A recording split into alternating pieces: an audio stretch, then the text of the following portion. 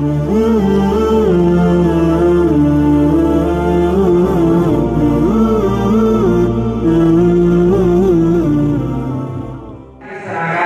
और motivational programme होने जा रहा है और अल्लाह ताला ने मुझे ये इज्जत दी कि इस प्रोग्राम की शुरुआत आप लोगों ने मुझसे की, इसलिए मैं आपका बहुत बहुत तहे दिल से शुक्रिया।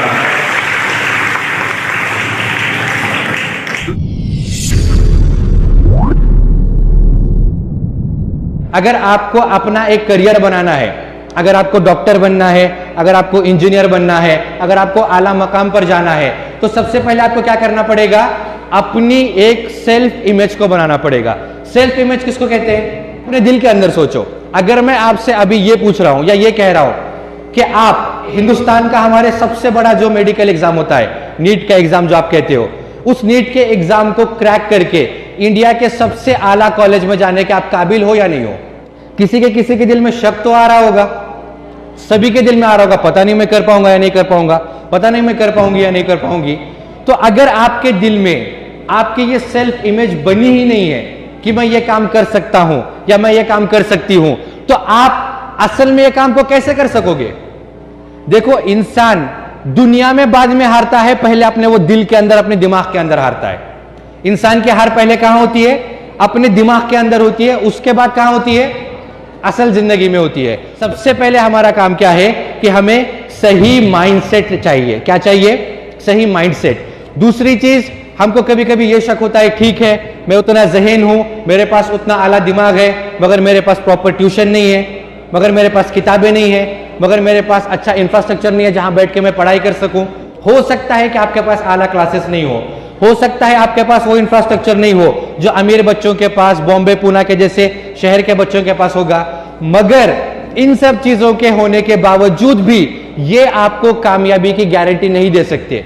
देखो, अच्छे रिसोर्सेस, अच्छा इंफ्रास्ट्रक्चर सिर्फ आपका सफर आसान कर सकता है, आपको कामयाबी की गारंटी नहीं दे सकता। कामयाबी की गारंटी सिर्फ होगी आपके मेहनत, आपके लगन और आपके पैशन के ऊपर। किस चीज के ऊपर? आपके मेहनत, आपके लगन और आपके पैशन के ऊपर। मगर इसके बावजूद भी हो सकता है कि कभी कभी रिजल्ट आपके हक में ना जाए। क्या हो सकता है? कभी कभी रिजल्ट आपके हक में ना जाए। तो ऐसे में क्या करना है? हार के बैठना है? सर क्या करना है ऐसे में? यहां उस्ताद भी है, उलमाई भी है। अगर हमें समझ लो पूरी मेहनत की आपने, पूरे लगन से मेहनत की, पूरे दिलो जान से मेहनत की, अगर उसके बाद भी नाकामयाब हुए तो क्या करेंगे? कोई बताएगा मुझे आप में से क्या करेंगे? हाँ बताइए, क्या करेंगे? सुनो उनका जवाब, सुनो क्या करेंगे? हाँ बोलो। और मेहनत करेंगे, है ना? मैं आपको एक छोटी सी कहानी सुनाता हूं। एक बच्चा था, मगर बहुत मेहनत करने के बाद भी उसको कुछ याद ही नहीं होता था। उसके उस्ताद ने उसको हर तरह से पढ़ाने की कोशिश की, मगर उस बच्चे को कुछ याद ही नहीं हो रहा। आखिर में बच्चा वो थक हार गया और उसने अपने उस्ताद से कहा कि उस्ताद जी, मैंने बहुत कोशिश की, मगर मुझे नहीं लगता कि शायद मैं कामयाब हो पाऊंगा, आप प्लीज मुझे माफ करना, मैं इरादा करता हूं कि मैं वापस अपने गांव चला जाऊंगा। तो अब उस्ताद ने भी देखा कि बच्चे ने कोशिश की है, अब उससे हो नहीं रहा, तो वो भी तो क्या करें, तो उस्ताद ने भी उसको वापस जाने की इजाजत दे दी। अब पुराने जमाने में सवारियां तो होती नहीं थी, अक्सर छोटे मोटे सफर तो बच्चे या लोग पैदल के क्या करते थे, काफिले के साथ तय किया करते थे। तो वो बच्चा भी क्या करने लगा, वो अपने वापस अपने गांव की तरफ वो निकल चुका। थोड़ी दूर के बाद उसको प्यास लग गई, और प्यास लगने के बाद उसने देखा कि नजदीक एक छोटा सा गांव है, और वो गांव के पास उसको बाहर एक दूर से कुआं नजर आया। तो वो उस कुएं के पास गया और वहां जाकर उसने पानी की तलब की। अब वो उस कुएं के पास जाने के बाद वो बच्चा क्या देखता है, अगर कोई कुआं होता है तो उसको बकेट बंधी हुई होती है, एक रस्सी से वो बकेट पानी के अंदर छोड़ी जाती है और उससे पानी भरकर बाहर निकाला जाता है। तो उस बच्चे ने देखा कि उस रस्सी को जिससे बकेट बांधी गई है, एक पत्थर के करीब से उसको पानी के अंदर छोड़ा जा रहा है। और उस बच्चे ने देखा कि जहां से वो रस्सी पानी के अंदर जाती है ना, जिस पत्थर को लग के, उस पत्थर पे घिसकर उस पत्थर को चीर पड़ चुकी है। क्या पड़ चुकी है? चीर पड़ चुकी है। वहां ऐसे गड्ढे बन गए हैं, नाली जैसा गड्ढा बन गया है जहां से वो रस्सी अंदर बाहर जाती है।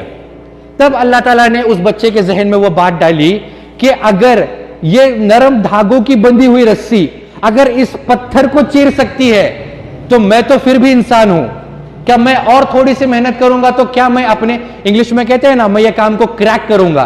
क्रैक करना किसको कहते हैं हम? तोड़ने को। किसको कहते हैं? तोड़ने को। इंग्लिश में कुछ मुहावरे हो सकता है इसी पे से बने हो।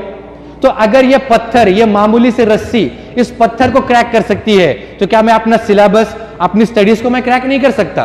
तो यहां पे हमें क्या समझ में आया कि हमें क्या करना है, 3 काम करने हैं। कौन से? सबसे पहले क्या करना है, अपना माइंडसेट सही बनाना है। क्या करना है? अपना माइंडसेट सही बनाना है। दूसरा, हमें पूरे लगन से मेहनत करनी है। दूसरा क्या करना है?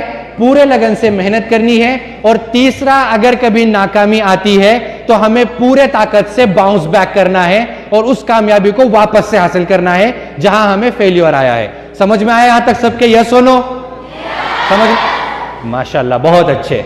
एक शायर ने बहुत खूब कहा है इस बारे में, मैं आपको उनके अल्फाज पढ़ के सुनाता हूं कि जो सोचता हूं वही बात होने लगती है, जो सोचता हूं वही बात होने लगती है, जुड़ा हुआ है जमाना मेरे गुमान के साथ।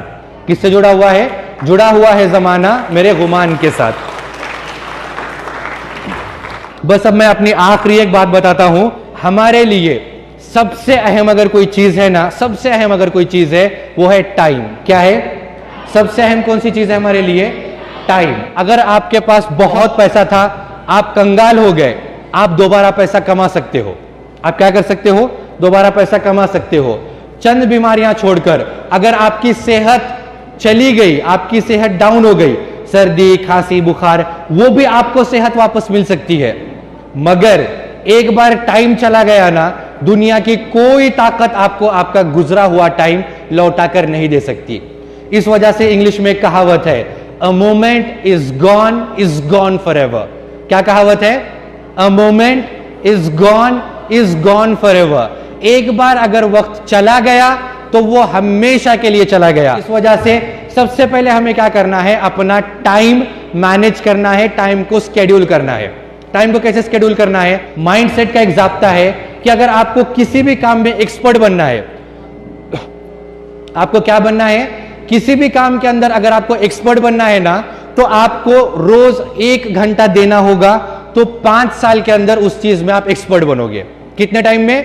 5 साल के बाद उस चीज में आप एक्सपर्ट बनोगे। अगर रोज आप 1 घंटा दोगे तो। अगर 2 घंटे दोगे तो कितने टाइम में बनोगे? कितने टाइम में? 3 घंटे दोगे तो कितने टाइम में बनोगे? कितने टाइम में? 1.25 साल के अंदर। कितने साल में? 1.25 साल में। और अक्सर हम जो 10th और 12th की पढ़ाई करते हैं, कितने साल की होती है हमारी? जो आपको 11th का आपका जनवरी से पढ़ाना शुरू करते हैं ना, 12th का भी जनवरी से शुरू करते हैं। एग्जाम आपके मई में होते हैं। 1.25 साल मिल गया आपको। तो रोज आपको कितने घंटे पढ़ाई करनी है? कितने घंटे पढ़ाई करनी है रोज आपको? 3 घंटे। अगर आप रोज के 3 घंटे पाबंदी से स्केड्यूल के साथ अगर पढ़ोगे ना, तो आपको एग्जाम के नजदीक नजदीक ज्यादा मेहनत, ज्यादा मशक्कत की कोई जरूरत नहीं है। रोज के 3 घंटे आपको मैनेज करने हैं। कैसे करने हैं बताऊं मैं आपको?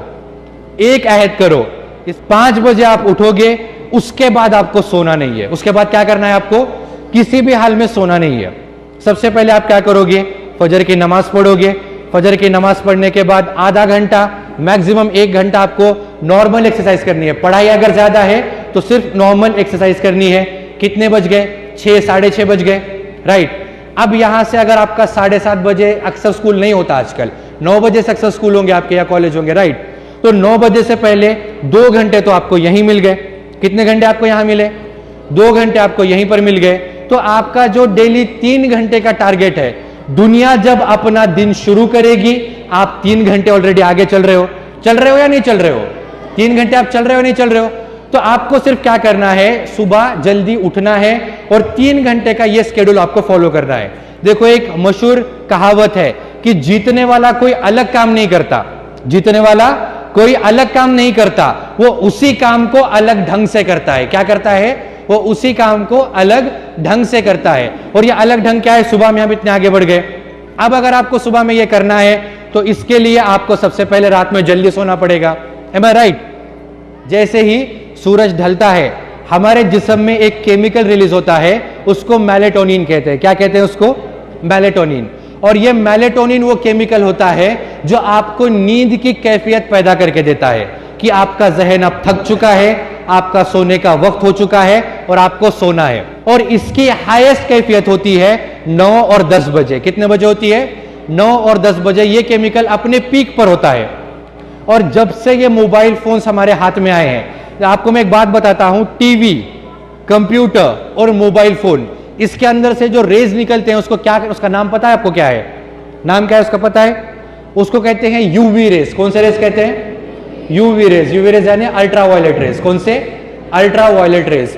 तो ये जो यूवी रेज होते हैं ना, ये वही रेज है जो सूरज से आ रहे हैं। कौन से, कहां से आ रहे हैं?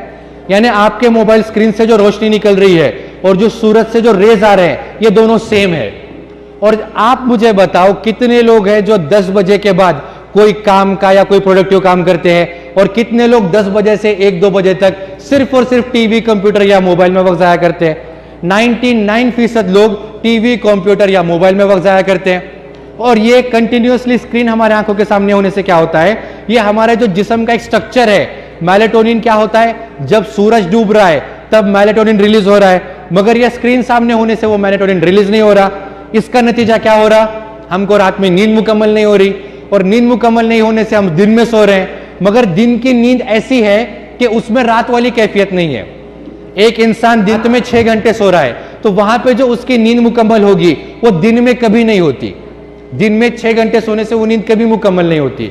तो स्टूडेंट लाइफ में तो कम से कम आपको यह अहद करना है कि सबसे पहले आप क्या करोगे, अपने नींद को सुबह मुकम्मल करोगे। दूसरा देखो, टाइम मैनेजमेंट के अंदर एक चीज बताई जाती है, मैं बस उतनी चीज बता के मैं आपको अपनी बात खत्म करता हूं इंशाल्लाह। वो चीज एक होती है कि आपके जो भी काम है ना, ये 4 कैटेगरी के होते हैं। कौन से कैटेगरी के होते हैं? 4 कैटेगरी के होते हैं। एक काम होता है इंपॉर्टेंट, दूसरा काम होता है अर्जेंट। बोलो मेरे साथ, पहला काम कौन सा होता है? इंपॉर्टेंट। दूसरा काम कौन सा होता है? अर्जेंट। और इसके अलावा 2 जो इसके अपोजिट, जो इंपॉर्टेंट नहीं है और जो अर्जेंट नहीं है। 4 हो गए। कौन से? पहला इंपॉर्टेंट, दूसरा अर्जेंट, तीसरा जो इंपॉर्टेंट नहीं है, नॉन इंपॉर्टेंट बोलेंगे उसको, और चौथा कौन सा? जो अर्जेंट नहीं है। समझ में आ गए? 4 इंपॉर्टेंट और अर्जेंट काम है पढ़ाई करना, एग्जाम पास करना। आपके लिए कौन सा है इंपॉर्टेंट और अर्जेंट? पढ़ाई करना, एग्जाम पास करना। दूसरा कौन सा है? इंपॉर्टेंट है मगर अर्जेंट नहीं है। वो कौन सा है? बीच बीच में छोटे मोटे ब्रेक्स लेना, कहीं घूमने जाना जहां आपको फ्रेशनेस हो। तो ये काम आपको क्या करना है, हफ्ते में 1 मरतबा करना है, सैटरडे के दिन, संडे के दिन। कौन सा काम हो गया? वो इंपॉर्टेंट तो है मगर क्या नहीं है? अर्जेंट नहीं है। तीसरा काम कौन सा है? नॉन इंपॉर्टेंट है मगर अर्जेंट है। कौन सा? खाना बनाना, कपड़े धोना, है ना। आपके माँ बाप तो आपको एक काम लगाते भी नहीं होंगे। है कोई ऐसा बेचारा बच्चा जिसको 12वीं की पढ़ाई भी करनी है और उसको बर्तन भी धोने हैं, कपड़े भी धोने हैं, पोछा भी लगाना है? कोई नहीं है ना। हर माँ बाप ने इंतजाम करके रखा हुआ है, तो ये काम भी आपको जरूरी नहीं है। और चौथी चीज है नॉन इंपॉर्टेंट और नॉन अर्जेंट। कौन सी है? नॉन इंपॉर्टेंट और नॉन अर्जेंट। ये 4 चीजें, इनमें से आपको सिर्फ पहले चीज पे तवज्जो रखना है। कौन सी?